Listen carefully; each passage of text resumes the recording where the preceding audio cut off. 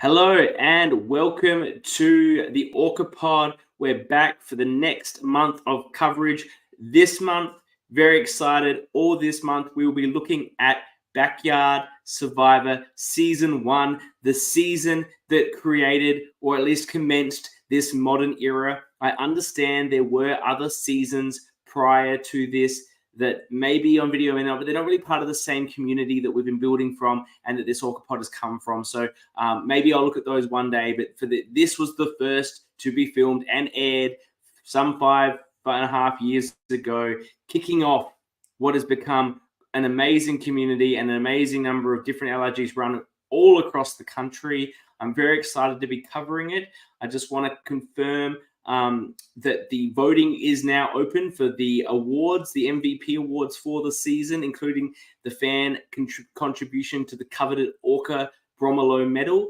So I've shared that around. They'll be open all month.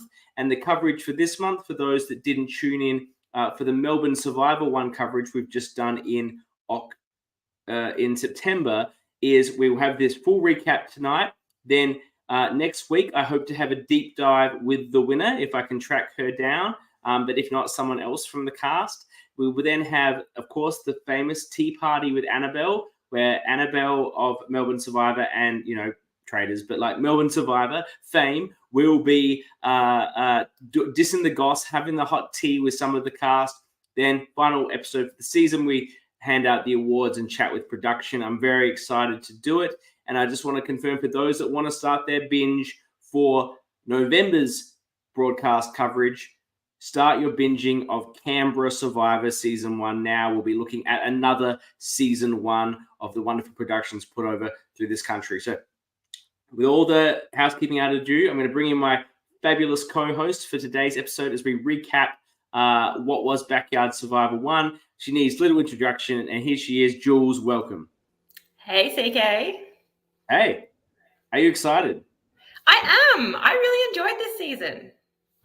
I enjoyed it too. Well, why don't you give me your top sort of thoughts just off the cuff? We'll go deep into it and we'll start going deep soon. But, give me your initial sort of thoughts, what you really liked about it.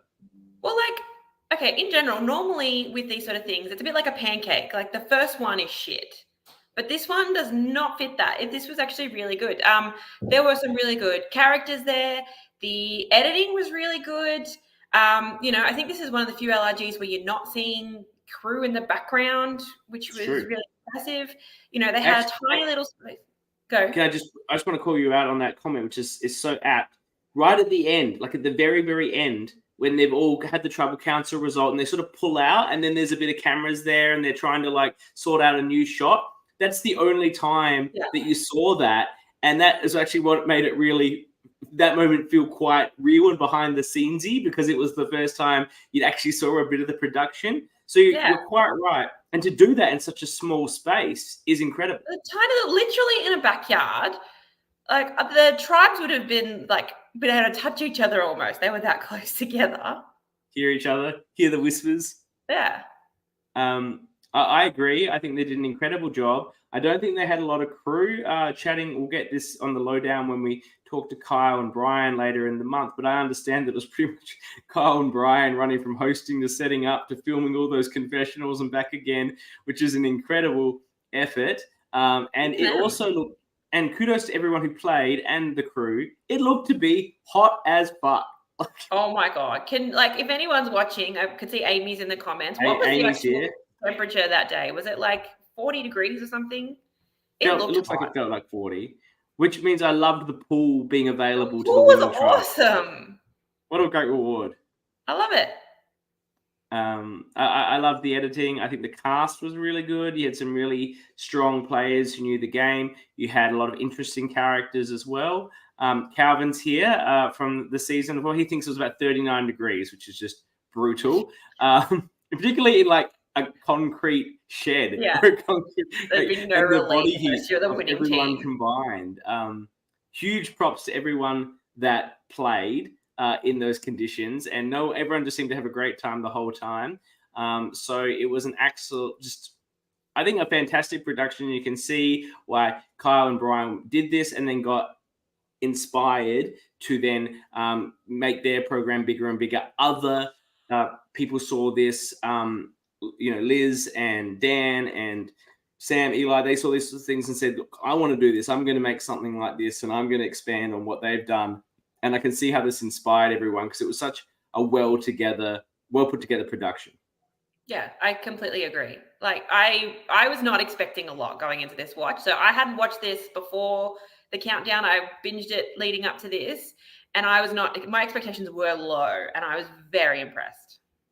I think what's kept it low on the rankings, as in not being in the top 5, is because while the production is a high quality and the cast is pretty excellent, a few strategic decisions are perhaps made in the wrong way, results in a little bit of a pagonging through about half of the Yeah, season. we're not here for a pagonging. No. And look, there's a bit of bad luck in that, and I think there's a bit of decisions that were made by people that I will be criticizing thoroughly. That's and they may have got away from this, because it's just 5.5 years ago we heard a podcast about this. But these people, they're going to get my criticisms. It's going to come. Do you want to jump into the first episode? Yeah, let's do it. So, Amy, we get a couple of grabs from a couple of people. Amy wants to win for the glory. That's why anyone plays an org, right? Yeah. David wants to stab someone in the back. He won't quite get a chance this time, but we definitely saw that behavior when he played again. Sally's worried about being the first boot. Obviously didn't come up. And Rem really wants the cash. Obviously, $150 means a lot to him. Personally, I think he was more interested in just showing off the rig. Absolutely. Did he have a shirt on at any point during this? He eventually puts the shirt on. But to be honest, if I had a rig like his, I'd be going shirtless as well. Like, I'm not absolutely. the guy. Yeah. He's like, pulling props off. to He's him. great. He looks great. They get the cast all out. They bring them all in, and they immediately have to separate the Davids into David with a hat and David without a hat. Which, if you're going in the voting, I've also it's giving Warren Dyke vibes with people with the hat and without the hat. But that's how they know it. I couldn't refer to that guy as anything but the hat David for the rest of my notes, the entire thing. We're very quickly down to one David, so I just was David for the rest of it. Yeah, but I knew that David from when he played later on. So see, I'm not there yet. So we get there, and Sam, who identifies very early his objective of playing, which is to get to the beer. The free beer, perhaps, is on offer. And he wants to get to that beer as soon as possible. His interest is not necessarily into the game. And we split up the tribes. On red, you have Tyrone, Rem, Amy, Sally, and Rosie. On blue is David without the hat, Tamara, Matt, Daniel, and Emma. And on green, we have David with the hat, Calvin, Rhiannon, Sam, and Rachel. I thought these were some pretty good and fair tribe divisions. Yeah, it seemed to had sort of one really strong challenge competitor on each tribe. Like they were split up quite evenly. Can I just take a moment to appreciate Emma? She was a vibe. Yeah. Turned up hungover as fuck. Super hungover. And still put in everything. Like, I loved her. Yeah, look, Emma's one of the great stories of this season. Super hungover. We now know it's 39 degrees. And I don't think it's like a mild hangover. If anyone in the cast has this assessment, for fact, I don't think it's mild. I think it's like, if I didn't have to do this shit, I would be in bed. I think it was that, not just a little bit dusty. Like, I would be in bed if I love in the credits, like her picture is her with the sunnies and the coffee. Like, it's just, it's everything. So yeah, she really brings a lot of value. I love that story. It's incredible. And we'll speak more about Emma, and we'll speak more about many of these fantastic players as we go on. Calvin suggests that he looked like death warmed up initially. It would have started early, so I would have hoped she was still in that, still drunk feeling. You you wake up from a big night, you're like, I'm not hungover, I feel great. And that's because you're still drunk. And then 3 hours later, you start sobering up for real. You're like, here it is. Yeah. You need to do a tactical vomit, I think. Yes, the tactical vomit definitely would probably have been a go. First challenge is get a reward with some tea and coffee. I would have had my tea and coffee before I came, but the real is the pool. right off the bat, I'm into these challenges. Like they're all across the season. The challenges are an impressive effort of what you can do in a very small amount of space. I'm The smallest very backyard impressed of all with the time. challenges. Like, in this one, they have to unwind the ribbon, get the keys, find the right one, and then do the puzzle. It's a smashing by Red. Rosie shows her prowess very quickly at puzzles as an engineer and just dominates that puzzle. But not her even whole just team, puzzles. Like every challenge, she seems to be really good at. she's an elite player. There's no doubt. We love Subject her. to one fatal mistake, which I'll talk about later. We're going to talk about that. Don't you worry. She dominates the challenge, does the puzzle. The thing I took home most from this puzzle is how angry Matt was about the whole situation and his insistence to blame anyone but himself for his own Matt failure. is just like, he's not here for long, but how many times did he complain in the couple episodes that we see him? He's so angry that he was not told that he had to throw all the balls, get all the balls before he could say, oh no, what was he complaining about on this one? He was complaining about, I think maybe that's something about the hooks. I can't remember now, but I don't have notes about that, but he was complaining. No, this one, he didn't get a chance to even do it because the ribbon people were so shit. And he's just angry about it. And he's just blaming those ribbon people for their failure. How dare they fail the great god of challenges, Matt? Because he would have dominated if he'd got there. I mean, come on. We all know this. He was so ridiculously serious. I love it. And as everyone else is there taking the piss, like just there to have a good time. And he's just like, no, so serious. Yeah, sure, that dummy spit was gold. And look, you're right. Look, and I've played orgs and I've played these LRGs and have been very, very serious when I've played one. But this one just wasn't on that scale. And we're not knocking the scale here.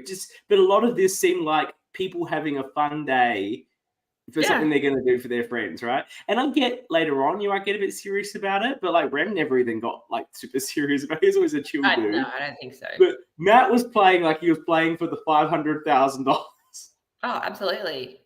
He was acting like this was an audition for Australian Survivor. But I stand it. I stand that behavior. Everyone else is that's because you're competitive as fuck, and so am I. So yeah, I love it. But what he failed to realize, what a lot of people like myself and perhaps yourself, I'm not sure, fail to realize is that the social part of the game is actually like the most important. And if everyone else is not behaving that way, it's not the best way to behave. But we'll see what happens with that. So Blue come dead last. They're going to Tribal Council. Emma finds an idle clue. Now, I have to talk about this idle clue situation that I'd like idle clue in the water bottle? In the water bottles, right? Mm-hmm. Now, if you noticed, people were like reaching in and pulling one out, right? Without really looking. Yeah. So I was thinking production perhaps said you need to take a bottle out, you can have some water, but you can't look in there, and whatever you get is what you get. And that would make a lot of sense. It's a bit of luck to who gets the advantage, right? Mm-hmm. And equally, then it was going to be query whether there was luck about whether Emma got this one going to Tribal, or Calvin finding the one that related to being at the winner challenge. I wonder if it was a bit more. I think they would have been set up based on which tribe got which one. Okay, well, perhaps that. But later on, when Rosie finds another clue in the merge, she's just pulled the lid off and it's like rifling around in there. That was what made me think that they weren't told that, because she was the only one who we really saw going through it. So I know Rem did it too at that same time. True. In that same montage, Rem's also just plowing through them all. Yeah, okay. Yeah, I didn't like that. I loved it as a way to find a clue in the early game. I don't like how they repeated it at the merge. I think they needed something different there, especially because we saw the same person find 2 clues. Yes, Amy's jumped in here where she was. They were told they could take a bottle when they went to confessional, but she never took one. She had it over. Oh, that was a failing mistake there, Amy. Oh, dear Amy. She said she had no clue to look for a clue. Yes, well, as we know, you hadn't watched a lot of Survivor. That was established at the final Tribal Council. But she was reaching in and pulling them out. And it just seemed like it was more of a rule. But like, maybe they're just distracting them a bit. Like, look over here as you get your water. Yeah. So anyway, Emma finds the clue that it's under the voting table at Tribal Council, and she plays it right away. Now, what are we at this Tribal Council? Now, I'm not going to knock this move too bad because they didn't have a lot of synergy about who was voting for it. Emma voted for Dave, Tam voted for Dave, Matt voted for Dave voted for Matt, Dan voted for Emma. So it was all over the place. Emma's hungover as shit, but she's got that fight in her.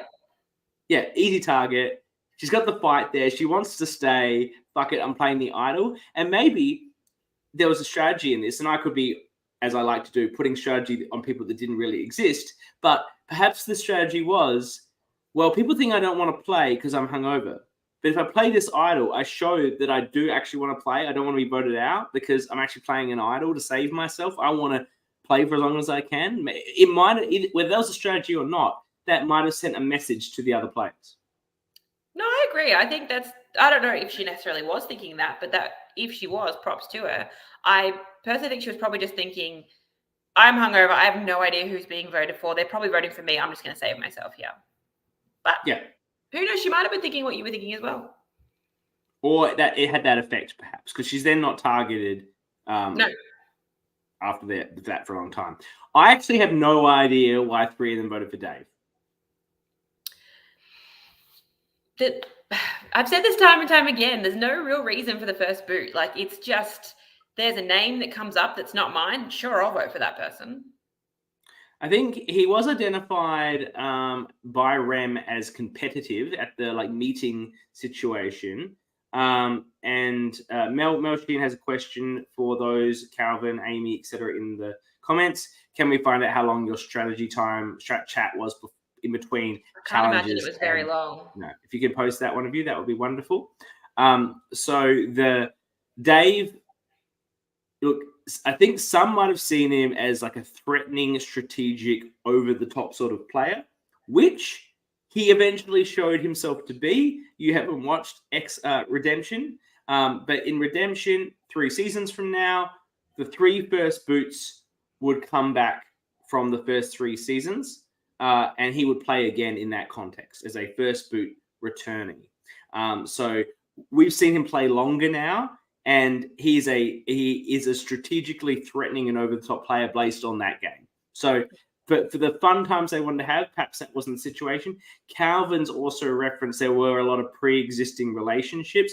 I think that was talked about a little bit throughout the show, but not significantly. But they were clearly there. But it also seemed like a lot of people were willing to prioritize, at least as the game went on, the relationships they made in the game versus their prior relationships. Amy referenced that at the final tribal. If you know a lot of people in the game, then you're probably more likely to just stick with alliances versus if you only know one person out of everyone, it's like, well, hang on, this is the one person that's going to make me feel safe. So I think if people are going to know each other, it's probably better if everyone knows each other, because then it kind of feels more like just friends playing a game and it gets less personal.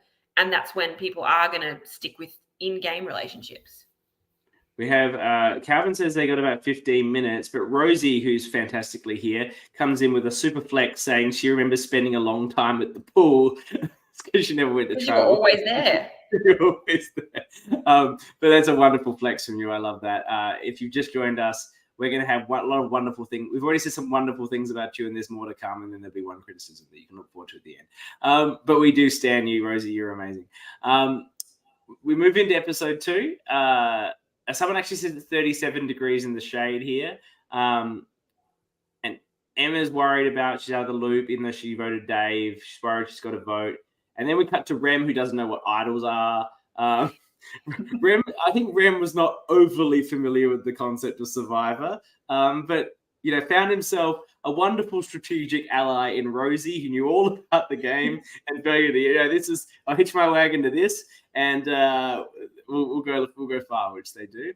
Rosie finds that clue in the esky, and we've talked about whether it was whether you had to look in there or not. Well, Rosie's here now. Actually, if you missed this question earlier, Rosie, we were asking whether when you found your first clue, you like just put your hand in and you didn't look, but later on you like open the lid and just ruffling through there. Was there rules about that? We were just interested. But I love the clue that she gets, which requires her to sit out of the challenge. It doesn't require her to, but it's the easiest way to find the idol, of course, being on the sit out bench. Pure luck, the first one. She says. She's just lucky. Okay. So she gets there and there's a puzzle and she's like, and she's like, oh guys, we'll take it in turns sitting out. I'll sit out. It's fine. Take one for the team. And Rem's like, nah. He's like, fuck that. You're an engineer. You're doing the puzzle. It's like, well, what can I say to that? Wasn't there another engineer? Was someone else an engineer as well? Yeah, Sally's a geospatial engineer. I don't know what that means, but I understand engineer. Yeah. I assume it has something to do with shapes, which is perhaps why she's the only one able to solve that puzzle later on. Checks out. The tricky puzzle. So they go into this challenge and like Rem smashes the throwing of the balls. Like it's an annihilation. This is where we see Matt's dummy spit. Yeah, and Rosie smashes the puzzle, and then Matt loses his shit. Like, here's my notes. Sorry, Matt, if you're watching. Matt complains like a bitter baby about not understanding the rules. Which everyone else seemed to understand them perfectly well. I think he was just so desperate not to lose that he just broke the rules throwing early, hoping for the best. You know what I mean? Like just throw. And because this one only the winning tribe gets immunity. The other two tribes both have to go tribal. That's right. So he's so desperate. And I love the fact though that like he's complaining that the reason they didn't win is because he threw a couple of balls early, like before he should have. That's the reason. They just go and got those balls back. Like it didn't cost them any time. And as if he was going to beat Rem and Rosie anyway. Like, the only chance he had was to get away with the throwing the balls early. Like Rosie had solved the puzzle, I think, before anyone else had even knocked over all the cans. Like it was not even close, this challenge. Correct. So like you can be bitter about losing a challenge, it's fine.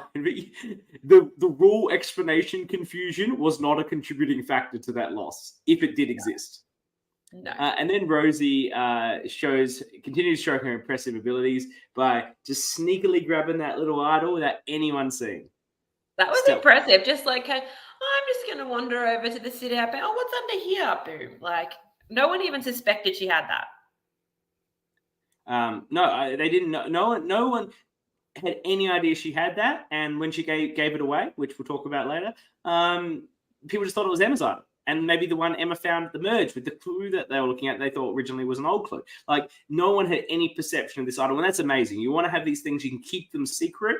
Rosie was already very threatening. People knew that. An amazing job to keep away. Mel Sheehan said here, like, how the fuck did Rosie get away with that? Like, what a queen. It was actually pretty amazing. If she had gotten to Final Tribal and been able to say, oh, that was actually my idol, I had it from the second challenge, like, she would have probably won anyway. But if she got to Final Tribal, full stop, she wins the game.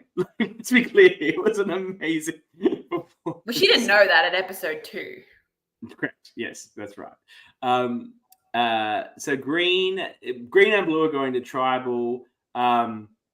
We've got blue. Matt's just complaining still about. He's so salty about it. Matt wants to vote for Emma because he thinks he's got an alliance with Tam, and I guess it's Dan. Yeah, and Emma is looking at Matt and Tam. And then you get this little comment. So there's a bit of votes going around all the place. Sam and Dan. And Tam says she's being influenced by attitude, which I just thought was a nice little cutaway moment to give you a pretty clear indication of which way her vote is going. They get to the tribal council. Matt is still sort of not taking responsibility for his error. Not that it mattered, but he refuses to take any ownership of that situation. No one feels safe. Emma regrets playing her idol. We get it's not clear who votes for everyone, but I think Sam and Tam voted for Matt, and Emma voted for Tam, and Matt voted for Emma. And we see Dan. I've got my notes wrong. Apologies. Dan votes for Matt. So we see. So do we have a 2-1-1 here? Yes, it's 2-1-1. I love a 2-1-1. And Matt goes out, and he's pretty salty about the whole situation. Like, Spinning the dummy is never a good idea. Like that is, if you weren't already going to be voted out, you've put yourself up. If people aren't sure, like, oh, this guy's been a dick, let's get rid of him. But look, it was 5.5 years ago, and he wouldn't have been thinking about this at the time. But he's an early front runner to be high in the ORCA polling. This behavior is just pure ORCA, and we're here for it. We stand you. This content, it's kept us alive for the last 10 minutes. It was such good content. The comments love it. I'm sure everyone While we're on this, have we decided? Am I an ORCA or not? Like I'm not sure. I know I'm on the ORCA podcast, but am I? No one's seen you play, so well, I have, but no one's seen a season yet in video form, so I won't comment. Josh O'Brien says season 1 paved the way for us all. Respect. I think he was talking about just Matt then, but yes, Matt and season 1 paved the way for them all. We go to Green, and Rachel says they're not basing it on challenges. Rhiannon says it's based on a general vibe. Sam doesn't know what's going on, but everyone is confident who they're. Mel says I have ORCA vibes. I'll take that as a compliment, as the true ORCA would. Who does? Mel says I have ORCA vibes. Yeah. So anyway, everyone knows what's going on except Sam, who doesn't know what's going on, and no surprises. Sam gets all the votes, and as he said at the start, he said at the end, he came here to drink, and he's got a beer in the exit confesh. So the circle is complete for Sam. He got exactly what he wanted out of his brief time on Backyard Survivor. He got a couple of beers. Good on him. He's just every time you see him for the rest of the show, sitting there watching the challenges, etc., he's on the froths and he's having a good time. Yeah. So work for him. We roll into episode 3. Amy's happy. She likes Rosie. She thinks Emma's going to go because she's hungover, but Emma's proven that she's more than just the hungover girl. She's gone past that. The Green Tribe tries some yoga. Sam has his beer just sitting there at the thing's got beer. He's loving life. And we've gone for a swap. And this swap is unfortunate from a production and viewing perspective. It's extremely fortunate for the 4 people that were formerly on red that moved to blue. Look, I love a random draw for a tribe swap. I think that's the best way to do it. But this was not good for anybody except for all of red. Yeah, except for Rem, who we will talk about over the next couple of episodes, does an amazing job of not making himself a target, which is actually an incredible effort. Ethan has popped in, of course, the Bromelo medalist himself, the original ORCA award winner. I said, we're his faves, thank you. And he says, where's Danny? And Danny didn't do the homework, so she didn't watch the season. She's not here. She would have had nothing to contribute. I mean, I'm sure she would have provided some commentary on just our takes. She could have faked it. Yeah, look, fake it till you make it. That's an ORCA trait. I believe in that. But yeah, she didn't do the homework and she didn't want to come. That's fine.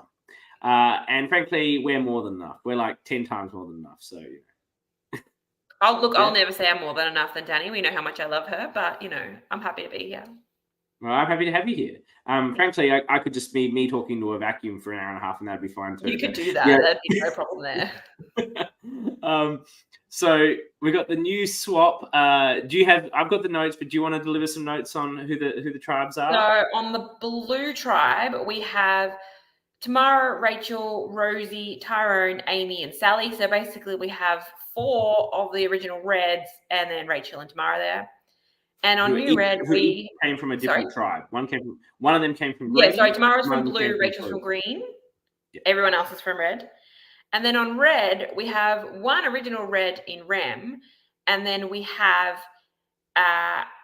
Emma, David, Calvin, Rhiannon, and Daniel. It's a bit of a mixed match of people. It's a stacked tribe. Is David with a hat from green, along with Calvin and Rhiannon are both from green. Yeah, and then Emma and Daniel from blue, and Rem by himself. So they are a stacked tribe. Absolutely. Like, it's a wonder. This is why it's such an unfortunate position for the numbers and what happens from here in terms of how the game plays out, because there's such a strong core on the new blue and they're also the weaker tribe, so they're likely to just go to the tribal councils. And really, Tamara and Rachel didn't stand much of a chance at this point. Despite the fact that Rachel did her best to carry the tribe in every challenge. Yeah. Another It's challenge just, based. but there's some strategy that could have unfolded here, which we will get to. And so they go straight into the challenge. It's sort of collecting blindfolded blocks while tied together, collecting blocks blindfolded, and then you got to make the playing with fire block puzzle, which I call that because it took me and another 7 people an hour. It wasn't actually an hour. That was production fun. It was more like half an hour, but half an hour to complete.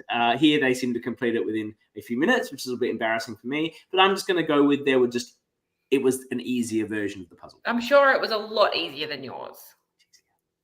Surely. No, but from what I've been told about yours, it was fluorescent paint at night with torches, so you couldn't really see the colours very well. So I'll give you that. You couldn't, and it was pissing down. It was, torrential rain, so and it was cold as fuck. So, maybe that was a factor. That said, if you know the solution to this puzzle, it's actually pretty easy. It only just took me 35 minutes to think of the solution, which is a little bit embarrassing, to be perfectly frank. Well, we all make mistakes. Mars says she still can't do it. They did it in Canberra and no one can solve it, so they had to put in a different puzzle. So, whoever was on this one, you're special. It was Hungover Emma. She absolutely smashes the puzzle. Well, see, you can be hungover and still be good at this. I know. Emma's killing it. Maybe Emma it story improved her ability. Maybe if she wasn't hungover, she would have been terrible. Well, she probably would have been on the collecting the blocks. They put her on the easiest bit. Actually, it wasn't the strat. They were like, "Oh, do you want to do this, or are you too hungover?" to be blindfolded and picking up blocks. I was like, all right, that would have been bad. Yeah. They've all changed their outfits into the. I've got that in my notes. I don't like this. I like it. No, I don't, because for a viewer, it makes it harder to remember who was on what starting tribe. So I think if you were started on red, stay red the whole time, and then when it's at the new tribe, it makes it easier for me to go, okay, you were on this tribe, you're on this tribe, you're on this tribe. When they change, I don't remember. That's actually an incredibly good argument. I like it, but I think your argument overrides my personal preference, which is just an incredible argument from you, really, to have overcome that insurmountable mountain. I'm sorry. Did you just say that I'm right? Yeah, you're right.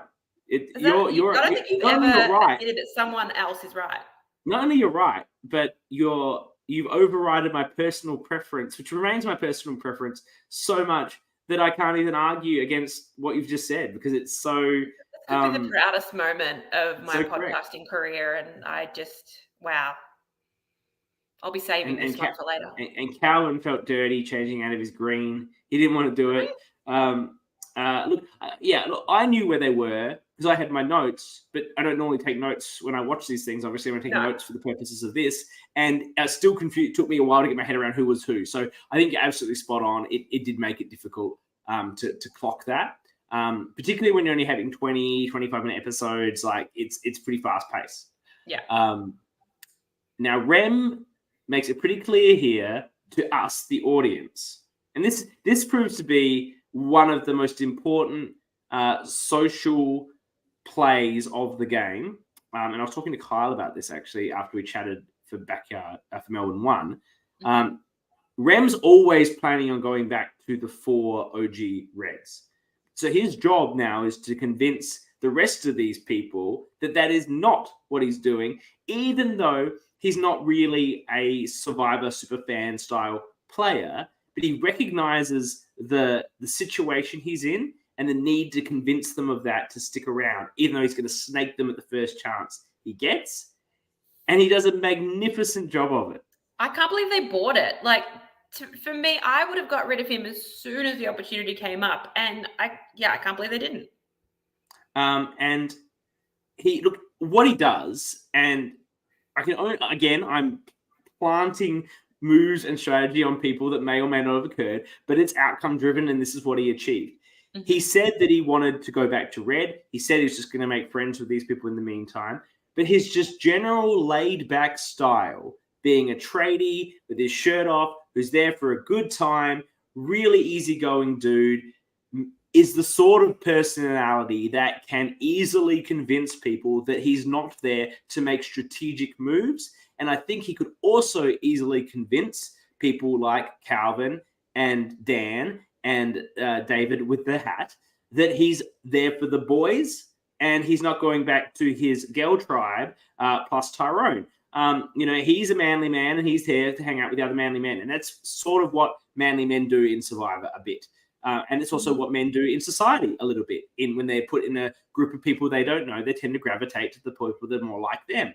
So he used that, I believe, and his social capital and his easygoing nature to dupe them all into thinking that he was just going to go with his, stereotypical group and not go back to his original loyal tribe, and did a magnificent job because he should have gone at some point in these three.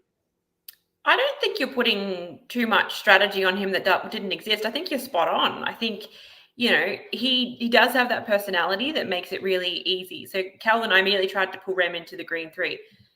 Yeah.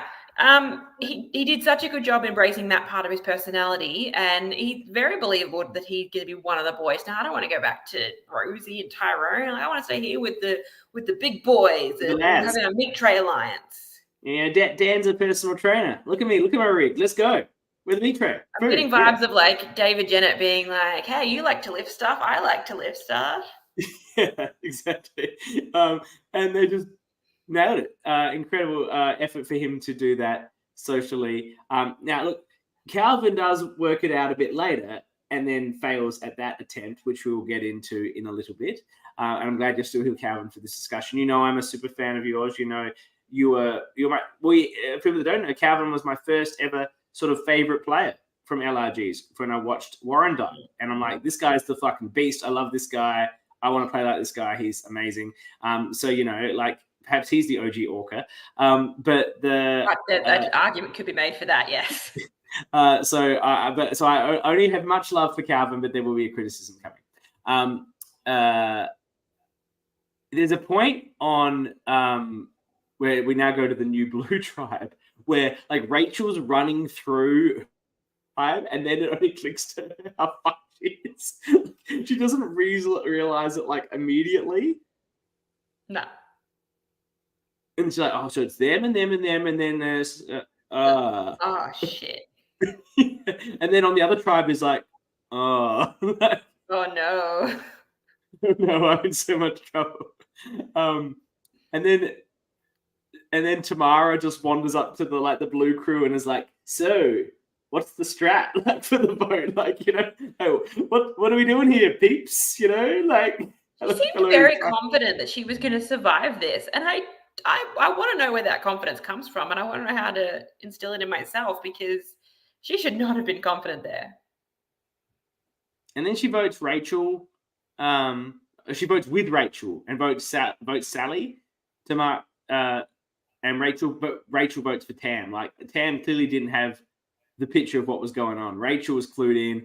Rachel knew it was between her and the other one, and between her and Tamara, and she votes for Tamara because, that's the most sensible vote. I thought that was an interesting choice from the Blues, because Tamara was from OG Blue, of which there were not many left. There were more greens left. So by keeping Rachel, they were keeping more people who could be unified against them in the game. I think it was probably always going to be blue and green versus red as soon as red went into swap with all their numbers still intact. So I don't think it made a huge difference. And I think Rachel was also seen as better in challenges. And, they didn't want to have to go to too many tribals because they only had a couple before they had to turn on each other. So I think challenges might have been the determining factor there. Right. And as Mel said, but Rachel was also the challenge queen. She was very good at the challenges, very fit. And, that was an impressive thing. And as Rosie just said, we kept her for the muscles, hoping to win a challenge. I respect that. I think it makes sense. It's a bit of a coin flip anyway.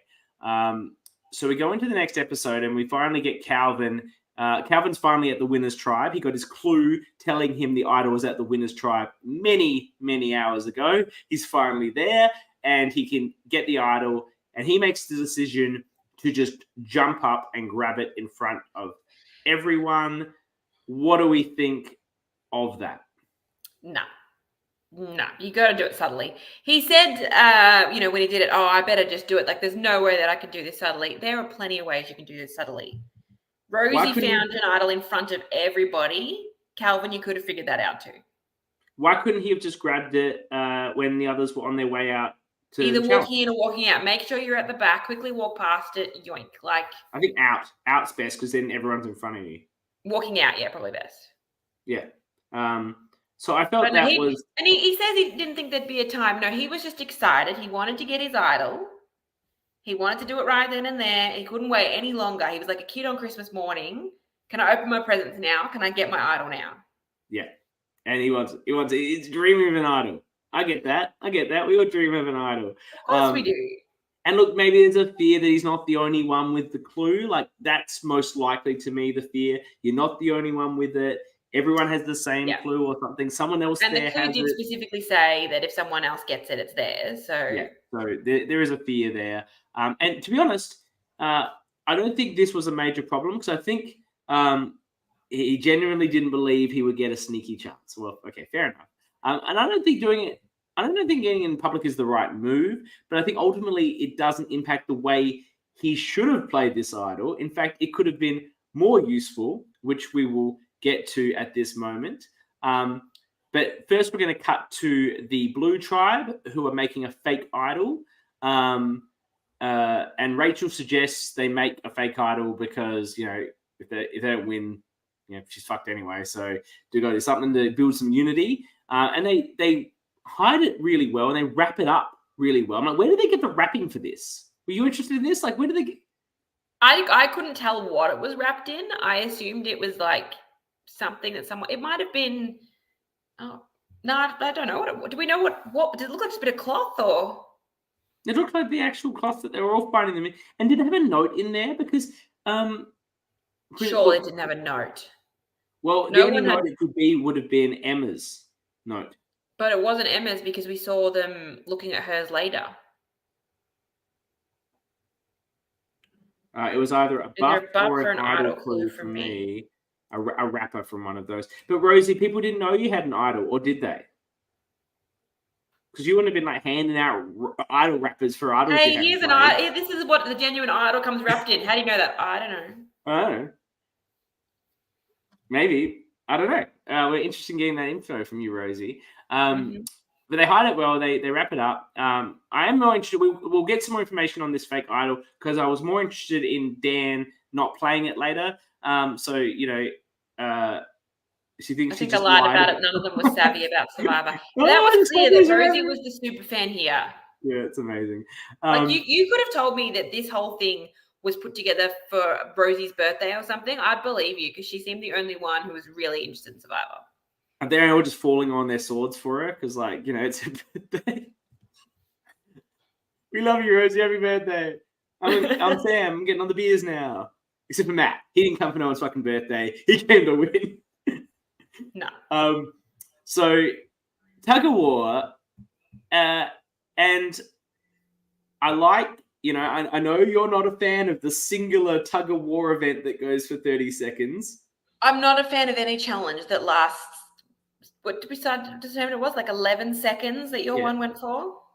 Well, all the muscles are on my side. There's nothing I can do to help that, Superman's almost something. Annabelle was there. That's what saved. That's what won you that challenge. Yes, it had nothing to do with Max, me, or Brady. And so, but here they do the 1 versus 1, or 2 versus 2, or 1 versus 1, which I really like. But look, and you tell me if I'm wrong here, Jules, because I'm saying this as a man, but I really feel that they should not be mixing genders on these sorts of things. No, I agree. I think if it's 2-on-2, but they couldn't because one tribe had 1 male and all females, and the other had 1 female and all males. That just means Tyrone has to do a bunch. That would have gone down well. Tyrone has to do a bunch, and Emma has to do a bunch. Yeah. But Ma beat Johnny. Well, that's But Ma's a beast. Yeah, and I think there was a win here. And I like there's one where they can pick the person, and they pick poor old hungover Emma. Now, anyway, Red wins again. Okay, so here is where I think the first occasion Tyrone versus Rem a thought. Yeah, well, like obviously Rem's probably winning that. Look, at the end of the day, even if they do it that way, it's gonna have the same outcome. But I just feel like it should be fair. Amy, keep your comments short. We're not going to read all of that. Amy's got a huge comment. She is not happy about this. She is very angry about the tug of war. She has thoughts. Hopefully, we'll get her on at some point this season. She can give her said thoughts.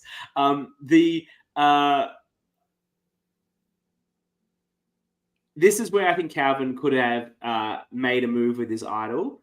I don't think it's the only move, but it was one of two moves that he could have made. Mm-hmm. I feel like he should have given his idol to Rachel. Yeah. I think that would have been a very smart move. And give it to her openly in front of everyone, because she's everyone knows he's got it anyway. Everyone knows he's got it. Yeah. Like, it's a public idol. But like for Rachel, there's no benefit in her just pulling out an idol, having her one vote count, because that unifies the group even more. If she has a public idol that everyone knows about, those other four have to turn on each other. They don't have a choice. And that can create a crack, so that, okay, her idol might save her for this round, but if she can use it to form a crack in that four, then the next round she can use it again. Absolutely. So yeah, he should have openly been like, "Hey, Rachel, here, take this." Yes. Now, I'm going to come to my boy's defense, because this is the first time he played, and I played a first time, and I know what I was thinking that first time, and that's, I just got to make that merge. You know, I don't want to go pre-merge. I want to be on. I know everyone makes the jury here, but like, I want to be on the jury. I know, you know, the proper jury. Let's get real. The proper jury. I want to be there. I want to make the merge. I want to be in the whole season. I am going to save this idol because I just want to save myself. I'm not thinking about strategically optimal moves. Calvin, when he plays a second time, which we'll look at, is a bit more and prepared to be a bit more dynamic about his moves, and he's more willing to take risks that might see him go earlier, because he's wanting to play a big game, and he's had that experience of making merge and just being able to do nothing, which is also the experience I've had. So I would, if I played again, I would be more willing to do things earlier, because I'm not so afraid of not making that milestone. So I get why he wouldn't do that. Yeah, and we see that a lot in regular Survivor as well. People tend to play a lot better the second time around because they're not scared. Yeah. People would rather play a boring game so they can get to the merge and tick things off their bucket list. And the second time, they're like, fuck it, I've already done this before. Let's just go. Let's have fun. Yeah. And we tend to see better gameplay for it. Calvin says he wrote off Rachel as soon as they swapped, so he just wasn't thinking that way. Look, that's okay. It would have been a big, big move, but don't worry. He's got another amazing opportunity with his idol to save the day, which he blows up, and we'll get into that in the very next episode. Poor old Rachel, she's gone 4-1. She seemed really lovely, actually. I liked her. Absolute swap screw, just really. Swap screwed, and she made a big mistake in the Battle Back Challenge, which we'll get to later. And they roll into episode 5, and Rem's pretending like he gives a shit that Rachel's been voted out. He's like, "Oh, you bastard, you voted her out. What's wrong with you?" And everyone's buying this shit. Amazing. He's good. Like as if he did. He would have been fucking angry if he saw one of like his other people go on. Then he would absolutely, like, it would have been relief to be like, okay, cool, they stuck with it and got rid of Rachel. We're good. I'm coming back to them. We're locked. Red thinks they're going to win the challenge unless it's mental, so they don't think they're mentally as strong as the Blues, and the Blues think they're gonna win. And it's the classic idol on a pole challenge. You got to knock it off. I love this challenge. I love this challenge too. There's a lot of strategy to how you approach it. Whether some people are employing the throw it up in the air and go for it approach. Some people that strategy works, but you have to be fast. Like we see people throw it up, and the other person just goes, "Oh, okay." And Rosie does that. Rosie does the throw up trick. Yeah, and you got to make sure you throw it nice and high, like she did. There was one point she beat someone. She threw it up, knocked it down, and they're still waiting for ages to be like, there it drops. I think that might have been Dan. Yeah. She also beat Calvin. Like Rosie was really dominating this. There's the move where Tyrone against Rem. Rem actually kicks it off Tyrone, so he does like a little like fly kick thing and just like kicks it off. Well, and then the other time those two come up against each other, Rem does the throw it up in the air to get Tyrone's down, and his comes down and hits him on the head. That's right, yeah. That was brilliant. And they're like, "Do you need medical?" And I don't know if Calvin's. I was scared of Rosie. Yeah, like she was very intimidating. I'm sure to all of you. Yes, Karate Kid from Rem. It was an amazing, Mr. Miyagi style move. My thoughts on watching this, I'm like, why is this first to fucking 6? It's just like going on like this. Why to 6? That seems such a random number. It's a lot. It ends up being 5-5. There's like 11 of these. But there's drama in 5-5. But in the 6 points that Blue needed to win, Rosie got 4 of them. That's because she's a beast. Anyway, and she comes up to the last one, and it's 5-5. If they lose, if Rosie loses, then the OG Reds are going to tribal. They're going to have to vote out one of their own right before the merge. Like, this is game on the line sort of situation. This is what we all wanted to see. Yeah, her Pagonging is potentially under threat here for her distaste, but the viewer's potential pleasure. Though I think as a viewer, you were rooting for her, even though thinking it through. Yes. It's not great from a viewing perspective. And she just smacks Rhiannon's down. Like, it's just this boss smack that I just loved. Like, immediately. Doesn't even throw hers off this time. Just, you're done. What was better, that or Rem's kick? I thought Rosie's won. Just get off my court. Yeah. Get off my court, lady. It was do or die, and you did. Well done. Yeah. So I wrote it was such a boss move. It really was. All right. Blue. And then they start, okay, we're going to merge. We're going to get, if Rem goes, I have to pull someone over, because surely they're going to vote out Rem. That's the thinking. Surely that other group are going to vote out Rem. And we'll just have to pull one of them over to maintain our numbers. But Rosie Tyrone thinks that group, they're going to vote for Rem.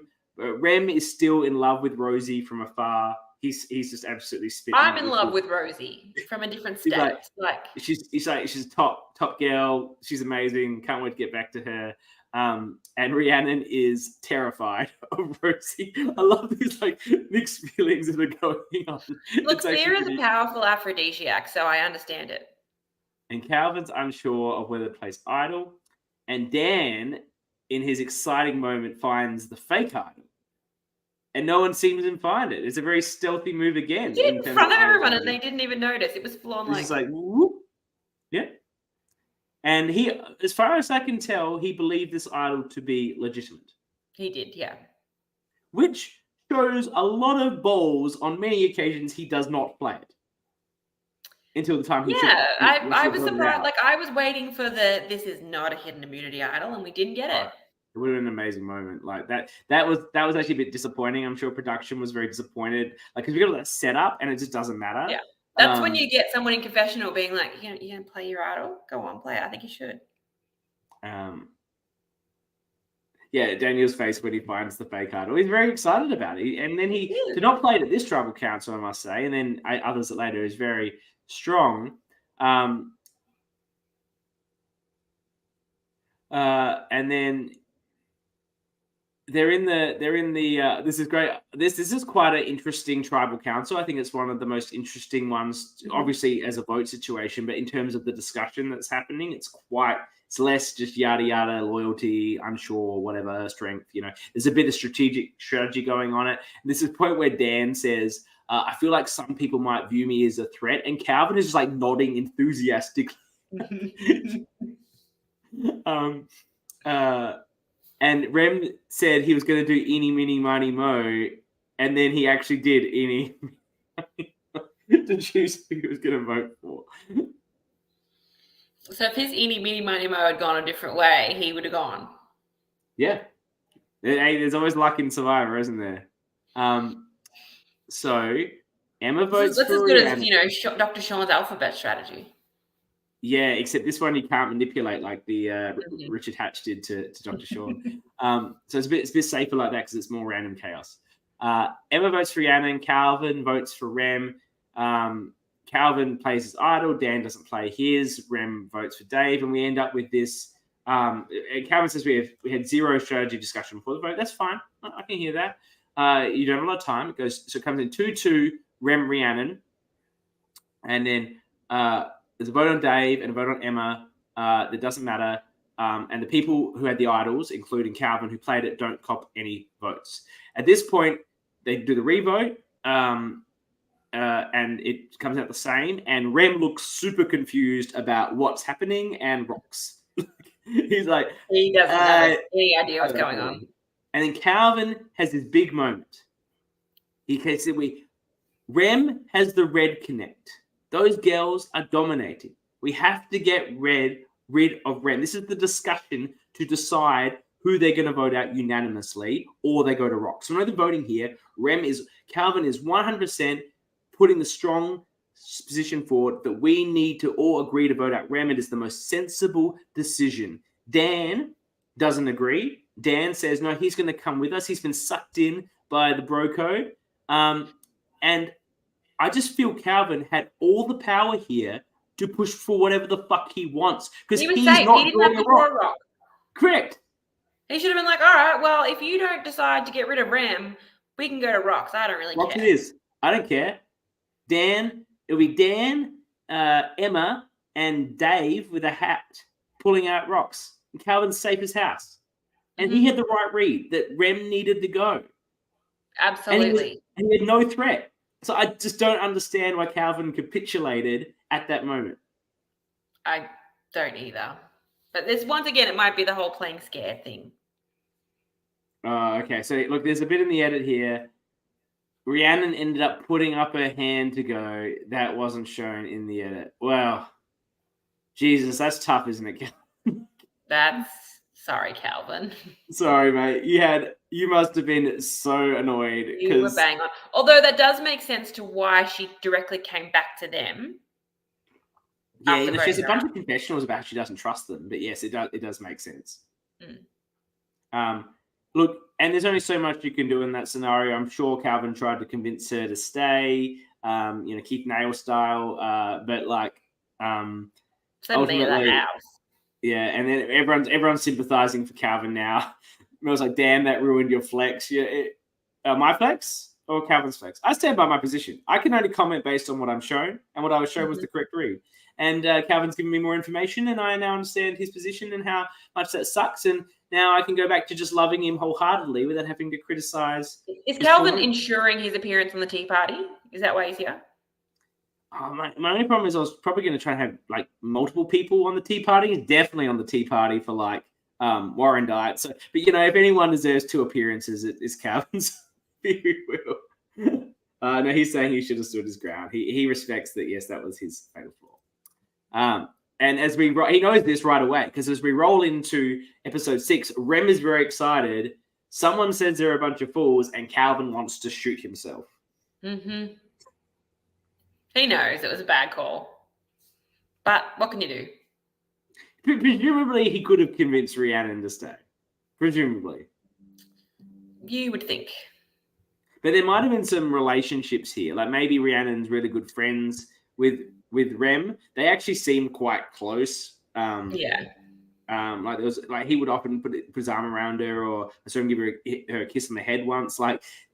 Probably close. They're probably some of the friendships that existed before the game, and then so she's like, oh well, I'll go out. Rem can stay in. That's fine. Because she's got that friendship, which make it difficult. Do you want to talk us through the battle back? The gross food eating challenge. This is a gross food eating challenge I can get behind. You've seen me criticize it before in Sydney. This one is good. I would actually call all of these things, maybe not the sardines. They're not my cup of tea, but, people do eat them. Everything else here is pretty gross. Vegemite on Wheat Bix. That would also be difficult to eat because dry Wheat Bix are very difficult to eat. And then a combination of mayo, kiwi, and asparagus. That sounds disgusting. And Rachel got eliminated there because she forgot to show that she had an empty mouth. She put her bowl down and was like, yep, I'm done, but didn't open the mouth. I was very upset with her. She was the person I was hoping would come back. And then we had the sardines, which, you know, is that's probably a normal food to eat, but I'll admit they're pretty gross. It would be sardines in water or in oil. It wouldn't be in like the tomato sauce you can get sometimes. By themselves, they're not great. Yeah. And I don't mind Vegemite on Wheat Bix. It'd be fine, but it would be very difficult I'm someone to eat. that can lather my Vegemite on my toast, so on Wheat Bix probably would have been fine. Like I said, it just would have been difficult because you don't have anything to drink. Dry Wheat Bix, so difficult. I'll just give a shout out to Schneider here, the original watcher of the ORCA pod. He's from America. He races in an online racing competition, and he's doing Talladega tomorrow. Talladega Nights, baby. If you're not last, if you're not first, you're last. Benji, so get on with that. He's also asked a question: do you think the US survivors should be make food eating challenges? And we've talked on this podcast before. They stopped doing it in the US because the gross food was delicacies. Well, because they were delicacies of the country they were in. So it was actually culturally insensitive to call that gross. Here, and our backyard do a similar one in season 2, they do a very good job of making disgusting stuff that isn't offensive. So they do a very good job. Like in the US Survivor on Pearl Islands, when they had like, spin a wheel, we're going to get some fish and some coconut water and this and that and blend it all together and drink it. I think if it's disgusting combinations, great. But when it's, hey, this is a delicacy in whatever country, no, that's insensitive. Also, Danny is saying that I am absolute ORCA energy. I'm going to take it as a compliment. Thank you, Danny. It is. You are ORCA energy, no doubt. And Amy, I want to compliment whoever put together the merge feast. That cheese board looked damn good. I'm here for a cheese board. It was an impressive cheese board. There was a lot of good quality cheeses and fruits and some dips on there. It looked very good. Though I probably don't want a lot of like soft cheeses on a 40-degree day when I've been running around sweating. But anyway, if they're straight out of the fridge, yeah, okay. I'll have a soft cheese anytime, anywhere. All right, so whoever put that together, if that was Brian, it was Tamara put it together. Calvin says a little backstage info there. She gets voted out and then makes you a wonderful cheese platter. She did seem like a really lovely woman, and you stabbed her in the back. Jelani did, the old OG Jelanis. Amy's surprised Emma's still there because she's still so hungover. So am I. I love it. Rem and Rosie, I love it. We love you, Emma. You've been amazing this whole thing, and your story's not over yet by a long shot. Rem and Rosie are searching hard in the cooler. That's where I talked about it. She's just ripped it off. She's searching, finds a second idle clue here that it's under the table at Tribal Council, under the host table. And she immediately knows how she's going to get that. She's going to leave it there until the moment she needs it and just grab it in front of everyone and play it on someone and not tell them who. Boss, that's how you do it. And like I said before, I don't love that it was the same format to get a clue as it was the first time, because it just gave a huge advantage to anyone that had found it the first time. Yeah, well, it did. I liked it being in the cooler. I thought that was great. But yeah, one and done, I think. And also, you're incredibly advantaged. If they put it there before everyone goes in to do their interviews, you're incredibly advantaged by doing your interviews. And presumably, Rosie and Calvin would have been like, I'll go first. Absolutely. Let me get the merge clue. So I think you're right. And I'm sure they've reflected upon that, Brian and Kyle, and there's a better way to do new clues for merge idols. Yeah. And like with the challenge, you know, they had to hold a block. I would have loved it if it was like, all right, everyone go grab a block, anyone is fine. And then it was maybe the clue was hidden under one of those. So it is random of whichever block you happen to grab. Yeah, don't mind it. Definitely would be a better approach, more luck-based. Absolutely. And then they do that color challenge. I was actually quite impressed with how much they could remember as a sequence. Okay, so I have always said that I would be really good at this challenge. This is something we've seen many times in Survivor, and I'm like, yeah, I would be so good at that.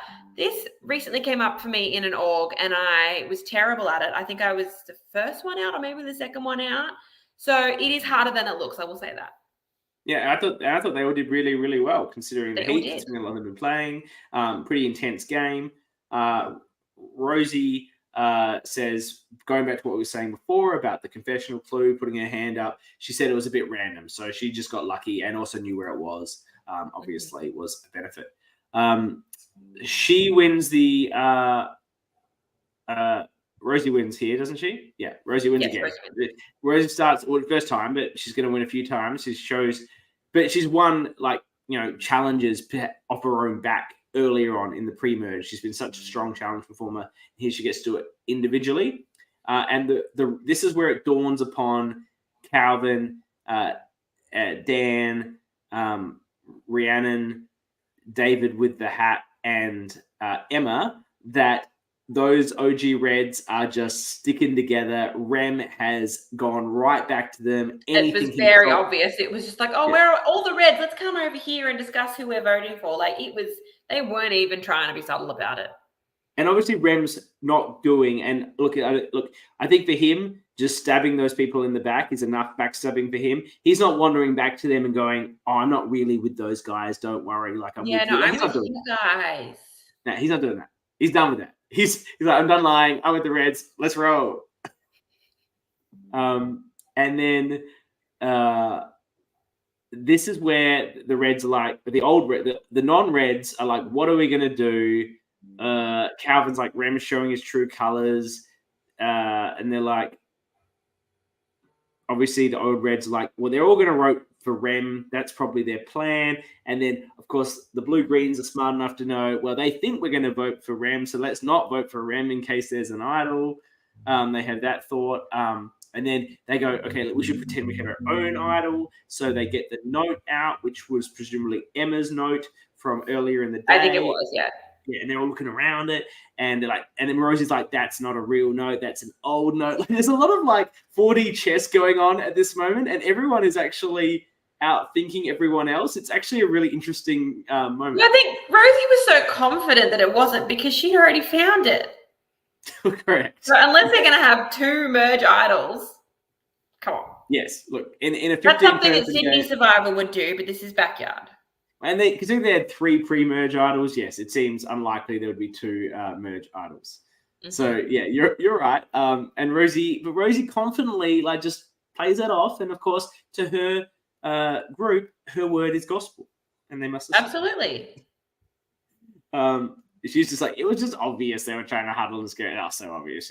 You've just got such a dominating position over those other people until the end. But let's be fair. I'm not knocking Sally or Amy or Tyrone because it suited them just to hang around with Rosie for as long as it suited them. And when it no longer suited them, see you later. So it's not like it just made sense to follow her.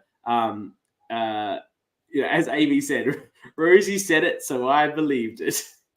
Yeah. Did you notice at Tribal that Rem was just drinking a beer? Have we hit this point? I think there was beers at the merge feast. Yeah. I think a lot of them were drinking. Yeah, throughout the rest of the season. They're just smashing beers. It's like it's turning into drunk Wyvern. I hope Emma was drinking because nothing is better than hair of the dog. Well, look, I was going to mention earlier, but at the final Tribal Council, she is drinking a beer. Yes, and I'm like, good on her. Good on her for being back on the froths. Calvin saying the drinking started at merge. So for everyone, it did become drunk Wyvern at this point. Though no one seemed too sauced. So they all work out what they're going to do, and Rosie grabs that idol, plays it for Rem. I think it's crazy that Dan doesn't play his idol, his fake idol here. I agree. I definitely agree. Even if the votes aren't coming to him, if you think it's potentially going to go to Rox, which they did think was a chance, then why not play it? At least eliminate one person from the board. Even if you don't think you're getting the votes, we see that eventually Rhiannon does change her vote. So he could have potentially tried to play it on her as someone who was maybe on the outs as a way to make sure that she stays with them. That's exactly right. Or if she doesn't flip, it goes to Rox and he is safe. There's and as Calvin said, Dan did, that he was going to be the vote, and he was. So I find it baffling he didn't play it here. That's why I wonder if he had doubts about its legitimacy, and he was worried about looking. Even if you're 1%, if you think there's a 1% chance that it could be an idol, play it. I agree with you, and You I and and I Adam would, Klein. and I did. I applied some random snake that I found in my jacket. But Dan seems like a very proud man. I don't know. Doesn't look the full. Mm-hmm. I don't know. I would love to know why he didn't play it. And then shot anyway. What do we think about Ree's flip here? Obviously, it immediately blows up at her, but let's put that to one side. In this situation, I don't see the point. Like, I am someone that is very anti-rocks, but I think if you've got this 5 that is so solid that they are never going to break, what's the point of going over to them just to ensure yourself 6th place, which didn't even happen for her, or 5th place? Sorry. Like, you're going to go over and be at the bottom of that. So I would go to rocks in this situation. Amy O thought it was great that Dan didn't play his idol, and that Rihanna flipped, of course, because otherwise Amy was in. Well, Amy, if Rihanna doesn't flip, they're going to rocks, and you're safe anyway. Like, no matter maybe what. That's what Calvin's talking about. He says that he thought he was going to be the vote. Maybe that's why he didn't play it, because he thought, well, if the vote is me, I become safe. If he's that certain that they're going to rocks. Yes, that is a very strategic move. But as you say, you should have played the idol on someone else then. But you're better off trying to guess their vote and get through that way, or as you say, play it on someone like Rhiannon who feels unloved, perhaps because of the previous vote. Bring her back into your group, build a bit of alliance with her, and don't forget, so there's something that he could have done. I just find it. If there's any time playing idol, this was the time. Yeah. And Amy didn't work. Oh, I did love Amy's face when the votes come out for her. Shock Pikachu. Why, Amy? Why were you so upset? I think what this comes down to is it's something she made. Look, I'm going to make an assumption here, and she can tell me if it's correct or not. At the final tribal council, she talks about one of the challenges for her in the game being her friends voting for her. So I feel like a lot of the people in the other tribe were her actual friends, and she was hooking up with her original tribe that she aligned with, and she perhaps felt a little bit hurt by them choosing of all the they could vote for Tyrone, they could vote for Sally. They chose to vote for her. I think was perhaps where she was going with that. I could be completely wrong. I don't know who she was friends with and wasn't friends with before the game. It's just the comment that she made at Final Tribal Council. She looked very upset about it, the poor little darling. But Dan is angry, though. He shouts that they're all dead to him, and he wishes that they all get injured. I love this. I love a fake, over-the-top, salty exit. He's got to be in the running for the ORCA as well, Dan. That's up there with I hope you all get bit by a bunch of crocodiles. I know. It was fantastic. And then, boom, straight into another vote. No immunity. Rosie is not happy to be taking that off and handing it away. She has no time to... I like that immunity was taken away from her. I don't like a tribal with no immunity. Because I think if you're on the bottom, it's your one chance to save yourself. Yes. But they're doing it for time, so I won't go on too much. Rhiannon's excited to be voting for Rosie. I'm like, no one's voting for Rosie. You had no time to put a plan together. Like that other crew, they just won. They're not going to fuck it up now and make the numbers 4-4. Like, what do you think's going to happen here? And maybe she feels in a good spot because she's the one who flipped, but no one knows who flipped. They don't know she's the one that flipped. They didn't figure this out later. They're like, so that's been Rhiannon that like. Yeah, I love the realization of we just voted out the person that flipped. Oh shit. And yeah, Amy's very mad. The other side turned against her. I'm like, why? Like, you're on your crew. You're dominating. Yeah. I've perhaps had a reason. And then Rem after that feels very bad about voting out Rhiannon. Liz stands a flip. Yes, of course, Liz stands a flip. Yeah, Liz loved Rhiannon. And Calvin was whispering "see nothing" to Rem, and he wasn't buying it. Rem was so locked in with Rosie that he was never going to vote Rosie, and we will get to Rosie's poor mistake in this regard when we get to the final 6. Oh, we'll get there. We will get there. Don't you worry. The game-winning move that Rosie had almost pulled off. So we get to.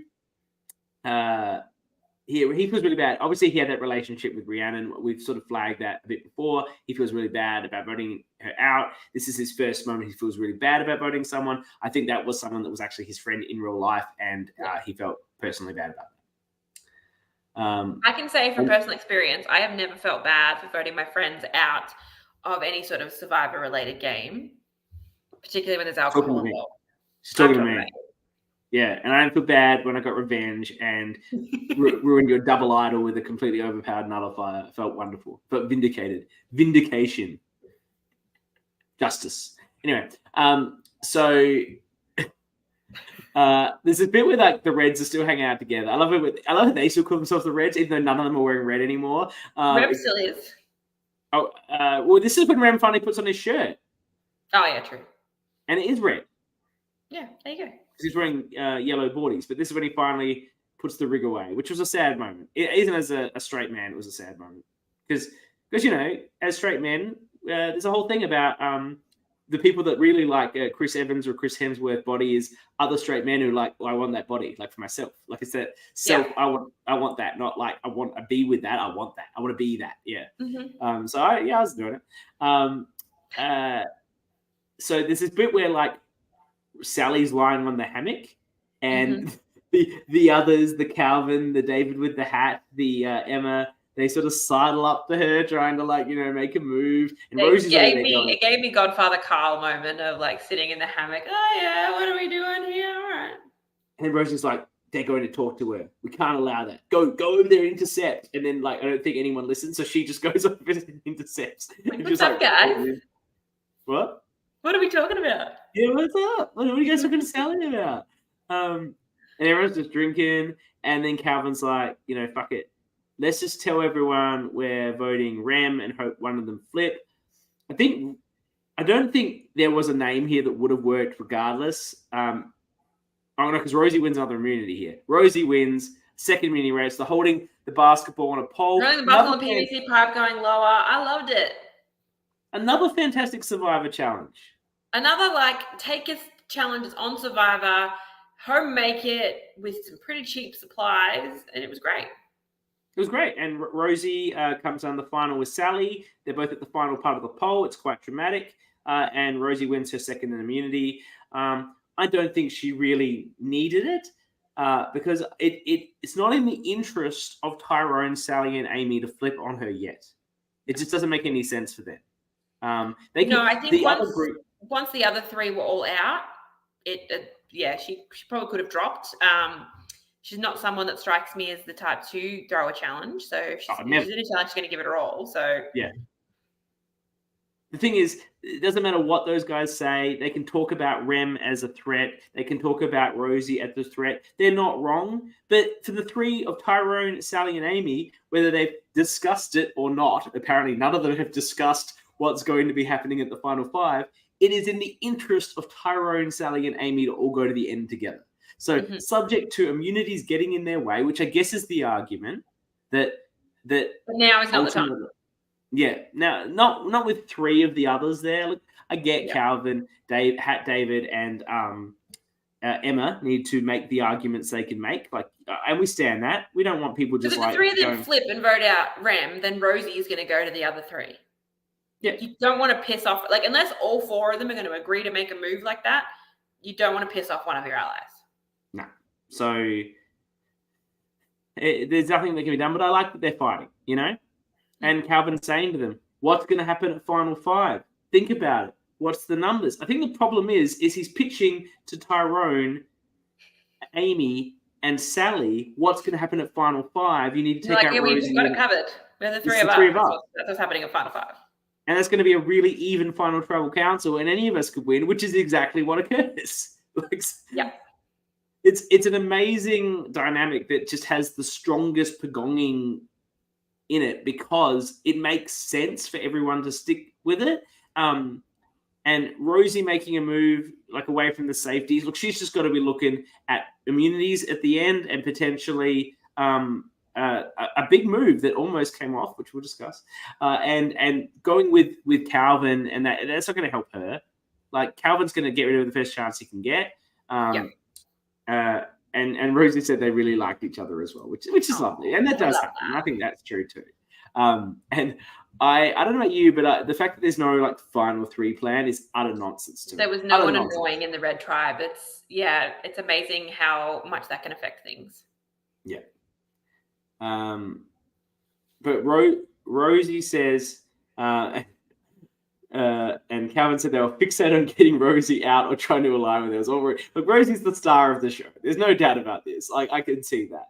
And this is what she says. She's not a fan of goats and she wants to bring strong characters, which is, look, I stand that. I've made I stand that too, but it's easy for someone like Rosie to say because she beats anyone. What happens at this tribal council, I think, is a really impressive move. Rosie gets like pushed hard by Kyle and Brian here at the tribal council about, who's the final five, who's this, who's that, surely there's a plan, like repeated questions trying to get her to give an answer that might change the hearts and minds of her group. And she manages to answer, yet not answer. So effectively politic her way through all the answers in the way that you should, in a really perfect way, just showing again her social strategic nous and her ability to communicate. And that's not easy to do on the fly. Like, you don't know what sort of questions are going to be asked, and you have to try and answer them without answering them. And she does a great job. They choose Calvin this time. He blames Rhiannon, but I stand that you had a moment that you could have. Maybe he blames Rhiannon for the flip, but I think what he should actually blame Rhiannon for is putting her hand up to walk away when they could have got Rhiannon. That's the. I love the three of them holding hands as they're reading the votes. Like, they know it's a dead man and woman's walking situation in there. But I love that they kept that going. They did it every tribal, and they even did it at the final tribal. Yeah, on the jury holding hands. Yeah. It was their three. We will see Calvin again in Melbourne Survivor 2, Warrandyte, where he is an unbelievably huge character. And as I've talked about pretty much two characters in that whole season, and he's one of them. Yeah, and you can see the origins of that person, that player, that character here. And I really enjoyed watching him. I watched this second to when I'd watched Warrandyte, and I really enjoyed seeing his origins here. Break the 5 and survive. That's right. I love that. So break the 5 and survive. That was giving me like, Short Circuit flashbacks. Remember that movie? Am I too old for you on that one? About Johnny 5, stay alive as a robot. No idea. Steve Guttenberg. For the older people watching, you know what I'm talking about. Not even that much older than me, so I don't know. Well, you don't have 80s film trash love. And then they go into episode 8 and Calvin, we were fucking. Yeah, all right. Yeah, you were. Yeah. Touchy subjects. I love touchy subjects here. I love touchy subjects. I don't like the coconut chop balloon popping element if it's for immunity, because it means that someone on the bottom is never going to win. So I think if you're going to make touchy subjects an immunity challenge, it just needs to be, you get it right, you get a point, and first to this many points wins. This is another fantastic take that I was prepping myself to argue with. Prepping to argue with, and I can't fault that. Thank you. I'm on fire tonight. Yeah. That's because look, the only little thing. Okay. It did force, once they had gotten rid of David and Emma from the balloons, who popped who became a thing. And I like that element in a reward challenge or something that doesn't have immunity, but obviously you're not going to have a reward challenge and an immunity challenge in a one-day game. But it's just, Yeah, and Rosie's agreeing with you that it also shakes up alliances. And I definitely agree with that take. Like I love that is a thing, but I think it's a bit unfair for the people on the bottom, like Emma and who else is there? Hat David. Yeah. They're never going to win this challenge because they're obviously going to be the first two out. Yes, exactly. You know what? I changed my mind. I'm going with Queen Rosie. She thinks I'm right, so fuck that. I'm right. You don't get that one, Jules. I don't think any of these were too surprising. Trust with your life was Rosie. Biggest flirt was Rem, and everyone gets that right. Biggest threat to win. Everyone says Rosie. Everyone knows what's going on in this game. Who surprised you? Amy. Amy seemed surprised by that answer. Who has no idea what's going on? Tyrone and Amy say themselves, which I imagine is a strategic answer from them because they do know exactly what's going on. And the actual answer was Emma. I'm like, Emma knows what's going on. I think they're just still giving her the hangover situation. Most cutthroat, Amy. What did Amy do that was so cutthroat? Again, it's a strategic answer. Who incorrectly thinks they're in charge? The answer was Rem. I don't know if Rem thought he was in charge, did he? No. Who needs to make a big move? Emma. What the fuck do they want Emma to do? Emma doesn't need to do shit. What could she possibly do? That's just She can ridiculous. survive. That's her big move. Who's answering that question? Like, it's like saying David has to make a move. Yeah, well, is that going to be one of those things though, where there's like one vote, and then Emma randomly gets two? Like, was it not a clear majority? Like, they didn't. Again, people were not just being strategic about their answers with the blocks; they're being strategic with their answers in the quiz, which is the problem with touchy subjects. Not everyone's on a lie detector, and there's a bit of strategy around it. As Liz says, Emma had done enough already. That's fine. Yeah, and so Sally wins immunity, and there's a pizza reward, and she chooses Emma and Amy, and this was a really awkward pizza party. Oh my god. Like, they're just sort of sitting there and like, conversation. Like, and Emma's sort of like, pizza. Emma's like, when are we going to talk the strat? Like, surely like, probably going to talk the strat, right? That's why I'm here. And Rosie's back at the camp going, oh, I'm in trouble. They brought her to talk strat. And like, Sally's just there like, yeah, good pizza. I don't understand why she chose to take Emma. Is she like trying to get her jury vote? She said something about she liked that Emma answered her for she said the tribal council for who surprised you or trust with your life. I think she voted Sally. She said Sally, and Sally interpreted that to be Emma's actual answer, which it might not have been. It was just Emma's consensus of what the group consensus would be. So I don't know. There's been confusion. I don't know if that was a sort of strategic answer at Tribal Council as to why she picked Emma, which was actually, if that's the case and not the legitimate answer, a very good answer in a Tribal Council setting. Yes, I agree. I really like this moment where and Emma thinks, because they didn't really talk about strat, they just brought her along as like a final meal for her execution. Get that poor hungover girl some pizza. Yeah. I mean, look, what cures a hangover better than pizza or hair? There's no doubt about that. Like, that's the answer I would have gone for. I'm like, the chick's hungover as shit. Like, let's give her some pizza. Like, give her no a one wants beer and some pizza and she'll be right. No one wants a soft cheese on a hangover. You want a damn pizza. I mean, I want a soft cheese anytime. Bad hangover, soft cheese? I'll take it. Oh, interesting. There's a hilarious moment on this, actually made me laugh out loud, where they come back and Tyrone's like, was the pizza terrible? So terrible. And then David Hatt is finally dehatted. Aww. He seemed like a nice guy. Really nice guy. I liked him. He was, really friendly, really positive. Had a good attitude throughout the whole thing. We roll right in the next step, and Emma doesn't think she's seen as a threat, and she doesn't think she can twist people's arms, and they have to then do a puzzle where they balance carry the letters. Yeah. Oh, and then Rosie just solves this word puzzle in like 5 seconds. I think the milk crate that it was on was not very wide. So you had to realize that it wasn't going to be long words because they had to make sure they would fit. So that I would have been looking straight for small words. Well, it was 4, but it was because it was 4, 4, 3, 4 as well. It's a bit tricky. Like, I know it's safe from the vote. She's thinking survivor. But her head is just in such the right space to be knowing what it might be. She saw the letter V and got it. That's what she said. She saw V for vote. V for vote, and then, safe from the vote. There was a moment here, this might have been on the show or not, but it's been racked up, that didn't Rem say, it's like when you take someone out to dinner before you break up with them. I don't do that.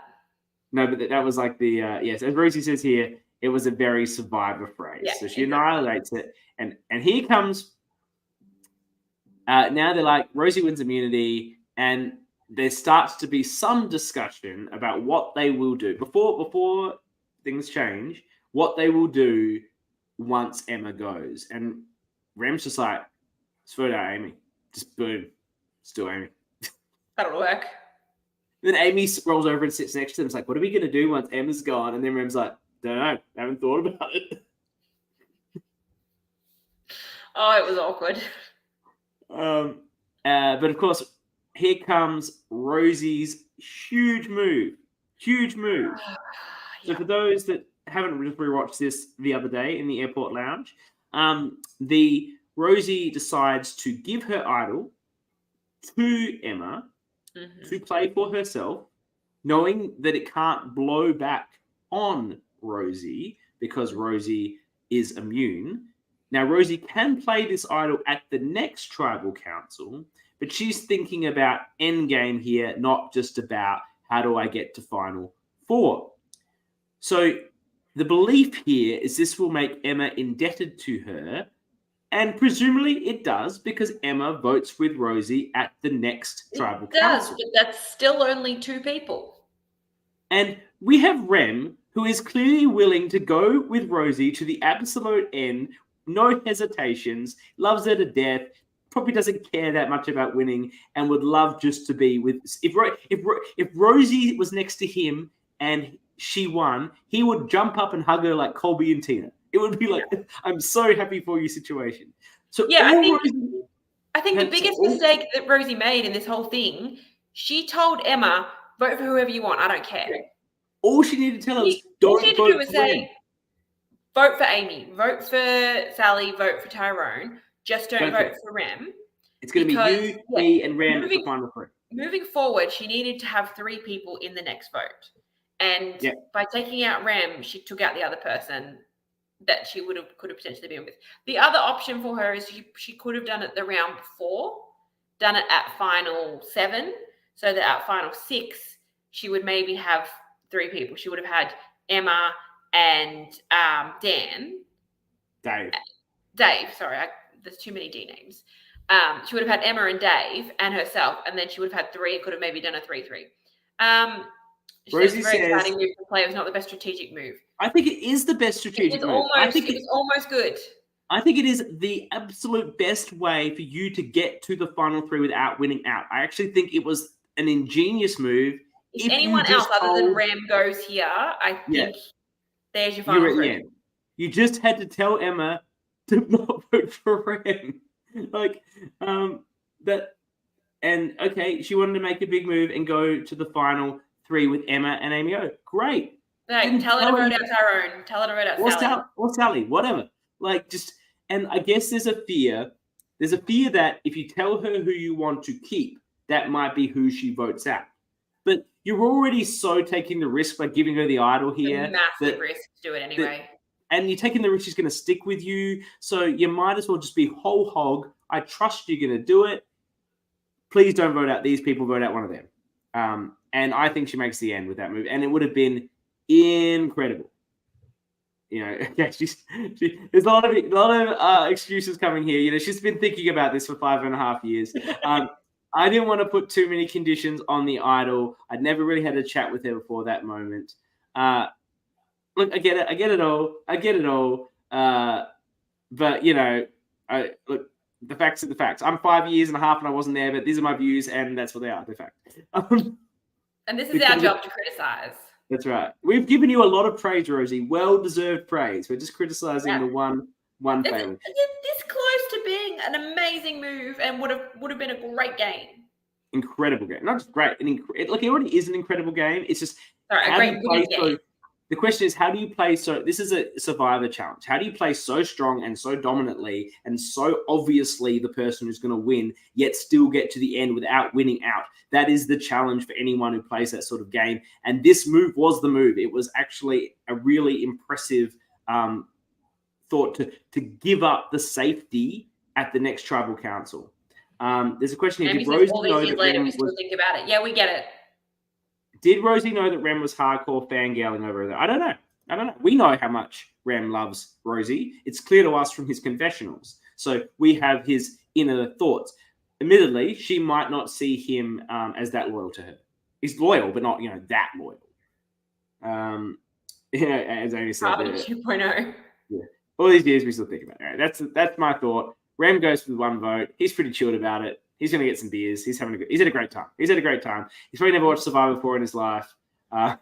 Rosie says, yes, there's more to it. Well, maybe we'll get this goss on the tea party. Rosie, you'll be getting a call for the tea party, just FYI. So we get to the final episode, and they tell Amy that Rem was going after her at this point. And it's another one that was like, because he was. And it's like, well, fuck him then, And then we get the numbers and the rocks and locks and puzzle. And it's a tricky puzzle that we talked about earlier. It takes 10 minutes, and Tyrone has still not solved the lock. That's embarrassing. It's an embarrassing moment. I love these puzzles that are 5 pieces, yet they seem impossible. Yeah, they're ones that we saw this so many times. Everyone thought they'd solved it, and they still had a piece left. Yeah. Like it's almost, and you don't know. It's not like you can be like, oh, I'm almost there. You don't know you haven't got it until you put the last piece and you go, oh shit, that's wrong.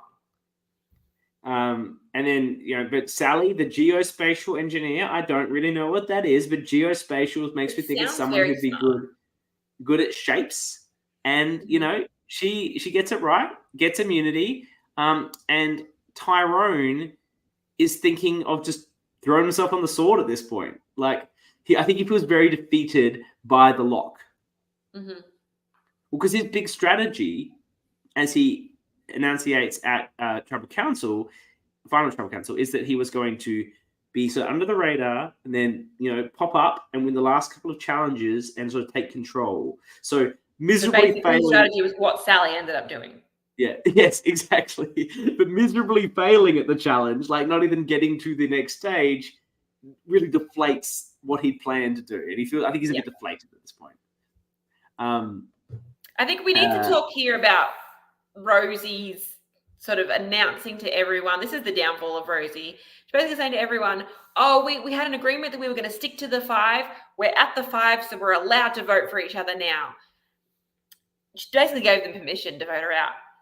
She did. And the thing is, Amy was reading that alliance promise differently. Amy's read was, yes, we were the 5 till we got to the 5, which was our original 5, was going to be the final 5.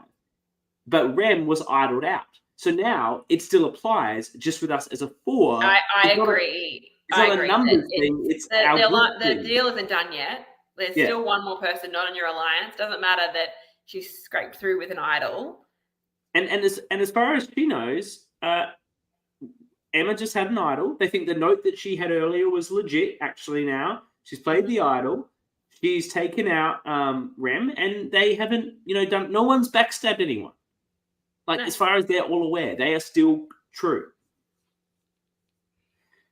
And then and Amy said she didn't even remember that agreement until she reminded of it, and she was like, "Yeah, final 5.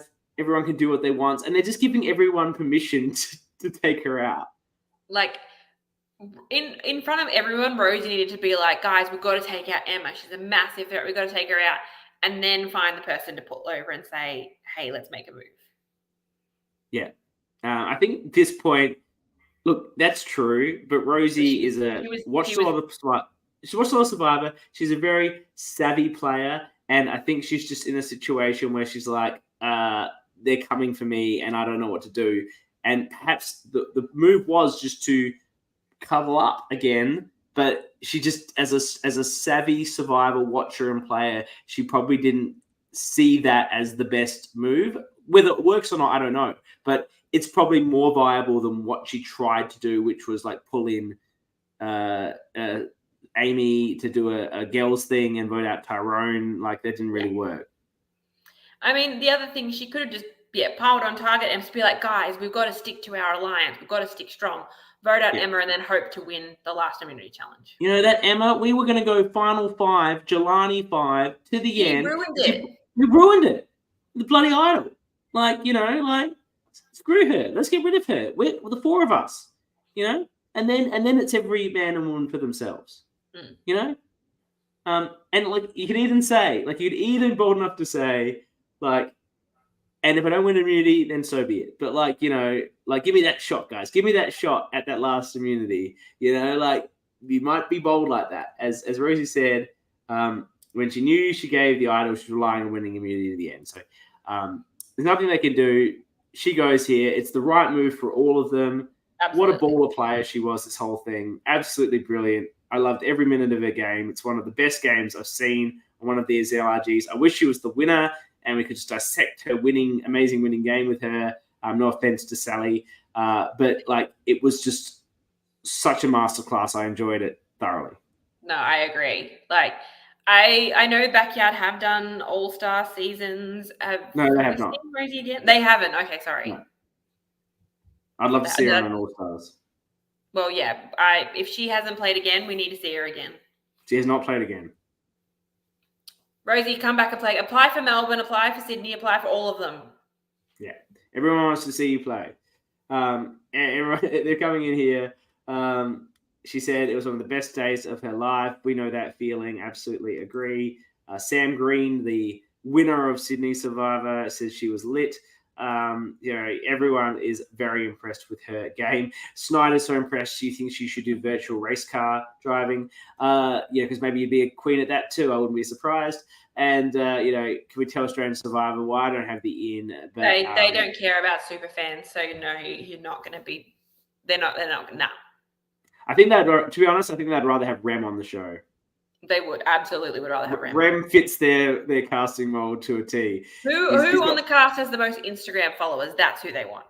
Yeah, well, I don't know. They're not just doing Insta famous now. They're back to doing actual applicants. Mm-hmm. They are. No, I know, but not many. Okay, so everyone, like, we got Calvin saying we love Rosie. She's a legend. Amy's top tier human being. Like, everyone loves you, Rosie. I'm not surprised you were able to play so well. We get to the final four. What do you think of this teacup plate challenge, the China challenge? I like it. They did it in China. I love the stacking the plates, and yeah, I like it. And a lot of it got smashed, and someone had to clean that up. I hope that wasn't too expensive. And Sally I'm sure they were like dirt cheap plates. Yeah, and Sally just bosses this, right? Yeah. I like that Emma tried the strategy of like turning them upside down. That was the Amanda Kimmel strategy that got her the win. You know, good try. Do you think Emma knew that? Or do you think that was just... That was me super fanning and knowing that, but I don't think Emma knew that. The fact it comes down to Emma at the end after the 11 hours of hangover, like it's her versus Sally, and Sally is an elite challenge player. She wins. This is her third immunity as well. So immunities in the merge were only won by Rosie and Sally. That's it. And Sally was right in there with Rosie in a few of them as well. So she was quite the beast as well. Sally goes out. They're going to be competing for the $150 prize. And then I was like, exciting. Ooh, they do rites of passage, which I really enjoyed. And the way they did it was good. But they didn't have the rites of passage music. You got to have music. You got to have the music. Like, what are you doing? What's it called? What's the song called? I don't know what it's called, but it's the rites of passage music. Tears of something, like fallen comrades. Fallen Comrades, maybe, I think. It's such a good piece of music. Do, do, do, do. You know what I mean? Like, we'll just re-record the episode with you doing a kazoo out or something. 21 kazoo. But I really love Rites of Passage. I enjoy that. And I just find it awkward when they're talking about someone that they didn't play with. I think they did a pretty good job of it. Oh, no, this one they actually did it really well. But mostly it's like, this person, don't know. And so we roll in the final trophy council. This is the first time I'm like, why is Amy O? Like, she's the only Amy in the game. Like, I know she's Amy O'Neill or something, but like, why is she the Amy? Maybe it's just her nickname. That's how she rolls. Amy O. Yeah. Like, if you say it together, it's fun. Yeah, I like it. Anyway, so she's there. And I can tell this jury is uncertain about who to vote for. Yeah, I would be too. Like I said to you before we started, the two people that probably deserved the win were the 4th and 5th place. Yeah, it's her nickname. Okay, that's fine. No. We love it. It's all good. I love a nickname. So Sally said she just wanted to not be the first boot, and then she not wanted to be the first out of the red, and was apparently not feeling well at some point, and now feels better. And I'm like, what an opening, Stella. Give me away. Tyrone says he was under the radar and he wanted to win the last immunities, but didn't. And then the lock thing happened, and he's just very deflated about the situation. Yeah, look, if you had a strategy that didn't work out, don't talk to that in the final tribal. Talk about what you did well. Not this was my strategy. It didn't work, but this is what I was thinking. Like, no. And then Amy, I think, answers this the best. Overall, I think Amy has the best tribal council of the three of them.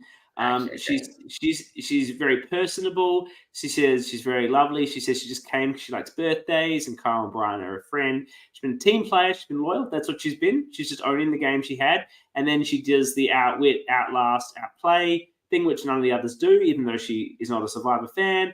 And then she says she thinks she did really well, handled it well when she received votes from her friends. So, she had a much better opening statement, I feel, than the other two. Agree. And Amy's getting a lot of love in the comments here.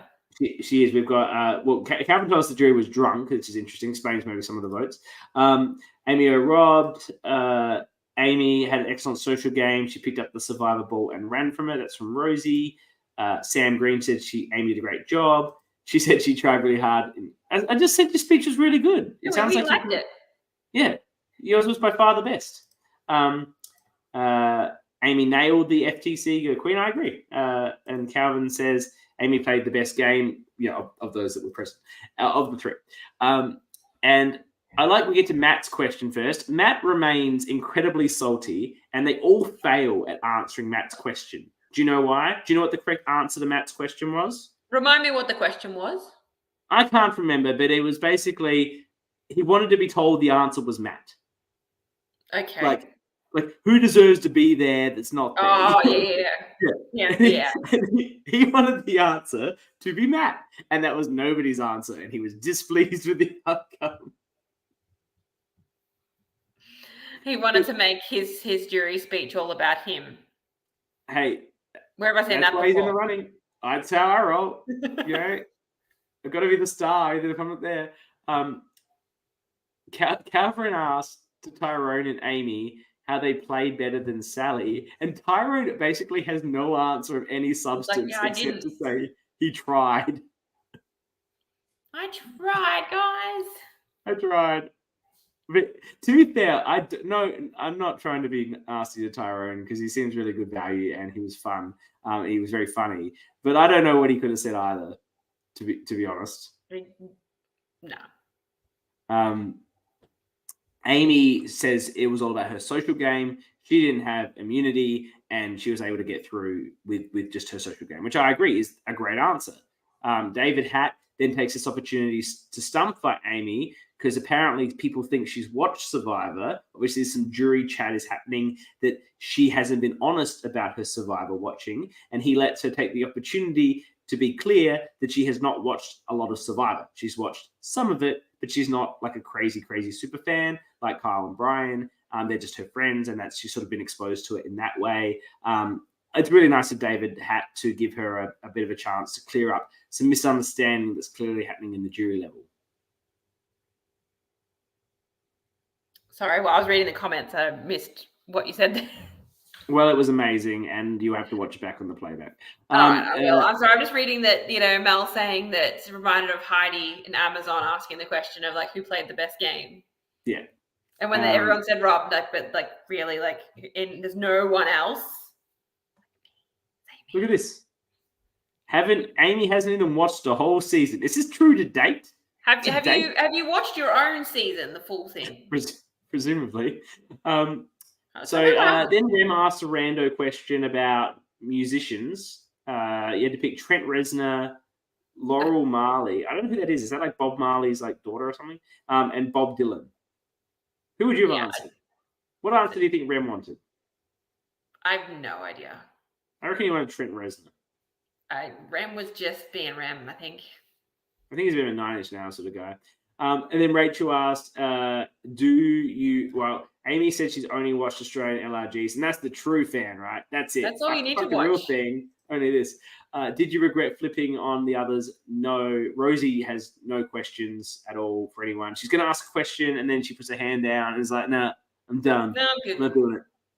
I should be up there. Fuck you all. And then Emma's back on the froths, as I mentioned, which is like all credit to Emma. She's set her hair dogs there. What a day. What an incredible journey that Emma's stomach has had over this adventure. Final votes, Tyrone. Emma, please be on the tea party, just by the way. Like, can we make this she's happen? definitely a contender. We'll see who we can drum up. We need her. Tyrone has 3 votes. Amy has 4 votes. Sally has 5 votes. A very, very close victory. It's not even a polarity victory for Sally. I think that's understandable, though I do probably in my heart of hearts, if I was there, based on the footage I saw, I think my vote probably would have gone to Amy, just based on the tribal council. I don't really get... I put a lot of stock in Final Tribal, and I think Amy did the best job there. The only reason I would have voted for Sally is, Rosie was obviously the biggest threat. She won the challenge that took her out and then won the final Amelia challenge. Like, yeah, that's a good pitch. Yeah. And that was her argument. I just don't get into challenges too much as like a reason to win Survivor. Like, they're part of the game, but and Calvin's now said after rewatching he would have voted Amy, so he would have changed his vote. There you go. That's the big move. She needed to get Calvin more. And then they have this great little moment where it cuts out. We said you see some of the crew, Carl and Brian, have their moment. They talk about potentially doing another season. Amy says that Rosie changed her vote based on Amy's final tribal council. Well, I think regardless of the outcome, you can consider yourself the winner if you were able to change Queen Rosie's vote at a final tribal council. Rosie's vote should have counted for more as the only Survivor fan on that jury. And Jules would have voted for you, and I would have voted for you. So, frankly, I think you've got enough vindication here that you basically won. Now, sorry, Sally, if you're available. You obviously did win. Well done. Sorry. We're just gushing. I will say that I'm someone that I think whoever wins is the rightful winner. They should have won, blah, blah, blah. I don't buy into this whole, this person should have won. I'm just saying if I was on that jury, I would have voted for Amy. Yeah. And people say they would have changed the vote and whatever. But you're right. The winner is the winner. That's who deserved to win. That's the game. You've got to play the game and the cast and the jury you're given. You can't talk about how they were Survivor fans or not or whatever. Some people saying George should have won against Haley. Well, that jury hated him. So in the end of the day, he was never getting those votes. Yeah, Calvin, perception is reality. And that's the case. Yeah. And Sally was just more visible in the things she did winning those challenges. I feel like Emma would have won if she got to the end as well. Absolutely. Yeah. What a story. She would have got all the anti-red votes. She would have won. And the story. And I reckon Rosie probably votes for her too. Yeah. So on the whole, I had a great time rewatching this. There's some slow moments because of the Pagonging in the middle. But even there have their, failed, like almost failed coups, like things that almost happen that don't. You're just waiting for Red to finally get gazumped, and they sort of Rosie gazumps herself a little bit. It was a fantastic season. Even this was the second time I've watched it. This time I watched it thoroughly and with notes, as opposed to the first time I watched it a few years back. And I really, really enjoyed it. I'm still astounded by the quality of production that Kyle and Brian were able to put into a first season, run mostly by themselves in a backyard on a 39-degree day. An incredible effort from both of them and whoever else was helping with their crew. Yeah, I like I said at the start, I really enjoyed it too. And one thing we didn't talk about is the episode lengths. I really like that they had shorter episodes. I think if you don't have the content there, you don't need to fluff it out and make it 40 minutes just because it's supposed to be 40 minutes. But yeah, 20-minute episodes, as long as you got the stuff in it you need, it's great. No, I agree. And, that's what was done with Playing with Fire. They were about 30 minutes, and I thought that was about right. Like, I'm not going to – there's other seasons, that have other shows, other seasons and other shows where people go a bit longer and there's not really the content, and it can be a bit of a drag. And this one, particularly with the way that the numbers panned out, it could have been a bit dull. But I got to learn a lot about these characters. I got to see some good strategy. There were some great challenges, some really interesting storylines that solved and some that didn't. But a really enjoyable watch on the whole. I think it's just a fantastic first effort. I think it's well, there's arguments to be made with Sydney, which was very, very good. But this is probably the best first season. It's between this and Sydney.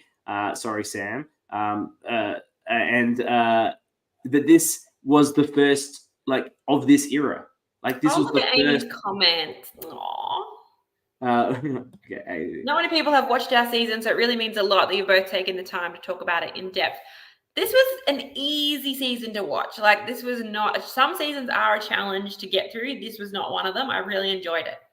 Amy obviously wasn't there as well when we did an hour 30 minutes on the 26 minutes of Melbourne Survival 1. So, we're prepared to do anything for this content. We love it. But yes, thank you very much, Amy. We do appreciate that. Yeah. This is the first one of this era of the 11 that we're covering. This was the first thing that was done. And so to pull out, there's no guidance. I guess there's ones they watched in America and things like that, but there's no Australian guidance. This is 5.5 years ago. And to produce this product, I think it's something that Brian and Kyle should be so proud of. I know They've gone on to much bigger and better things, and they've done incredible work later. But, from a start point, I'm sure they've got a little soft spot in their heart for this one. Yeah, of course. And yeah, like I said, I haven't watched any other Backyard yet. I will get to it as we get through this countdown, but I'm really excited to see what else Backyard has to offer. I've heard good things about 2 of their other seasons.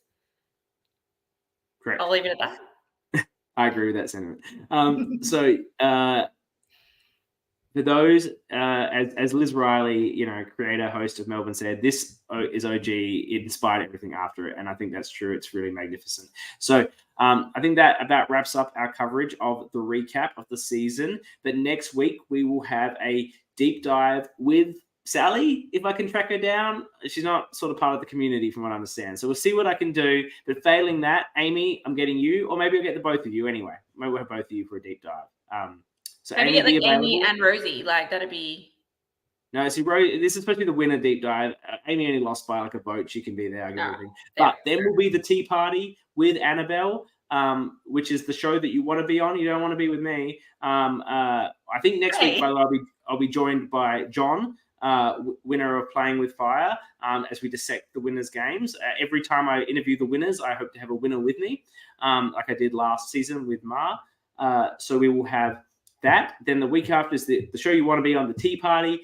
I haven't exactly locked down who I'm going to put on that, but that's the invite you really want. So we're watching your Facebook Messenger inboxes for messages from me. Yeah, you don't want to win LRGs. You want to be invited to the tea party.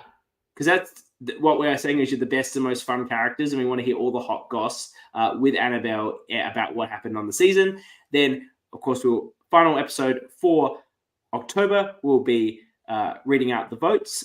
Go on and vote. I've shared the links on social media today. I'll continue to share them. They'll be open all month, and we'll have a chat with Kyle and Brian. And then we'll be, of course, in November. We're moving on to the next season we'll be covering, which will be Canberra Survival 1. So start your binging of Canberra Survivor Season 1 so you can join in all the action with us as we do the ORCA countdown in November. But as it remains, this is only part 1 of 4 parts of our coverage of Backyard 1. So we hope to see you next week. We love everyone coming on here and commenting. We loved everyone that played, that's here commenting, reliving their experience with the game. It's really great to see you. I hope you really enjoy what we were able to provide for you in our thoughts.